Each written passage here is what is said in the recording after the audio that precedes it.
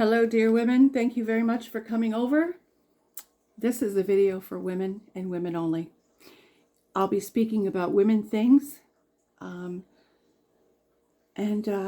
just don't feel it's a spot for men. I think that if you want to learn how to love your wife or your girlfriend, you should be learning from a man. Women need to learn from women, men from men. So Valentine's Day is upon us, and I know a lot of people, I've known a lot of people in my life that said, Valentine's Day is not, it shouldn't be honored. It's just a day and it should be the whole year round. And there is some truth to that, but it takes out the bloody fun, doesn't it? I'm all about having fun. So, having pot of tea. Actually, this is the little pot I got from Richie's. I want to show you. It's so cute. Love, when you're married, can be a wonderful thing. It can test the waters. Your love for your husband and, back and forth can really test you. It can make you strong. It can break you. It can do all kinds of things to you. And it's like the ocean. Love is like the ocean. It ebbs and it flows. And, you're going to have peak times where it's just phenomenal. You're high on life. You're high on love. You can live on the floor, on a mattress. You don't care. To, really difficult times where you're praying for strength. And that's okay, because God will get you through all that. But I want to talk about Valentine's Day. I do. Invite God into Valentine's Day. Appreciate your lover. Your husband is your lover, right? Should be. Remind him of that. Remind him that he is that lover. He is that, that man that literally tickles your fancy. And hopefully you can tickle his fancy with a smile, kind heart. Greet him when he comes home. If he comes home later, greet him. The hug, the kiss, a warm smile. If he comes home sopping wet and stinking dirty from sweating all over the place and stinky feet, and he's going to have a shower, wait. Be kind. He's going to be late. Shower before he comes home. Put something nice on. Now, I'm going to show something to you. Now, I'm not going to say all women, can wear perfume. I'm not saying that, but if you can, whatever, that's good. Or nice. If you like essential oils, use that. I used to use this stuff at Shoppers Drug Mart. This is from Shoppers Drug Mart. But I would always get the stuff that was marked down because it was cheaper. And I couldn't afford expensive perfume, but I found, Mr. Braden was buying colognes. Oh yeah, dude's got expensive taste. I will show you sometime his collection of cologne. Now there's one on the shelf that I despise. It's his favorite, unfortunately. But he only wears it once in a while because he knows it bothers my allergies. So on a day where he's working late, he'll put on. But I tell you, my friends, when he wears black polo, this girl is like a cat in heat around him. It's like, nudging. Anyway, mine that gets him is pure poison. He just loves this. And I think, pheromones, right? It works with your pheromones. This works really well for my body. It's nice. It's, I like to take care of my nails. That's something that his mom did as well. Remember too, women, that your husband's first love was his mom. You don't want to become his mom. But certainly some of her traits are going to interest him, like nails. Mine are underneath there somewhere, under all the acrylic and the gel. But he likes that. I like it too, but he likes that. He loves being funny and goofy. He is quite silly. He has a silly heart. But there's times that he is in tremendous pain. I don't talk about that a lot. But my husband has to take a cancer medication every Sunday because of a specific type of arthritis that has caused psoriasis that flame up and down his legs that looks like fire. And the arthritis targets one part of the body and it'll target another.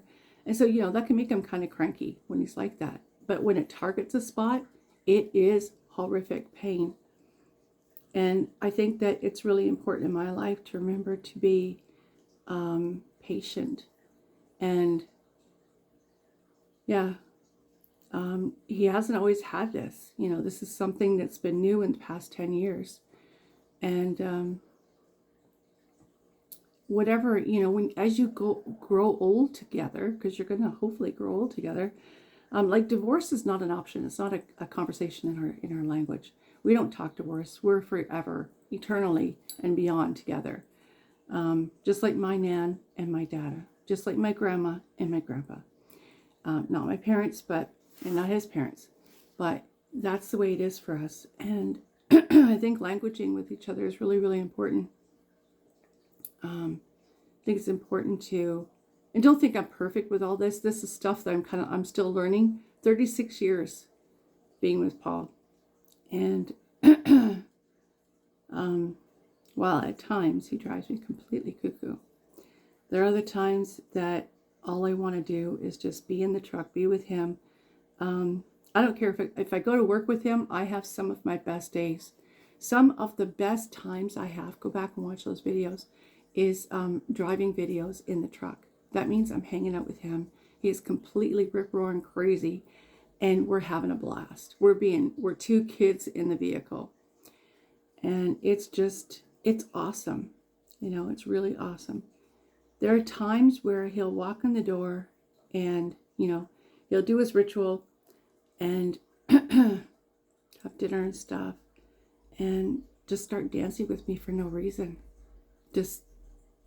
Well, there is a reason. It's in his heart.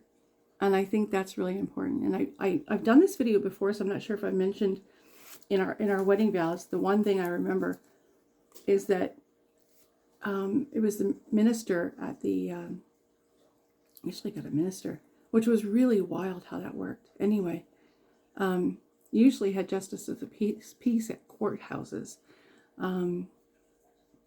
And for variable reasons, we decided not to get married anywhere else. I kind of really had my say on that. It had to do with a lot of things. But anyway,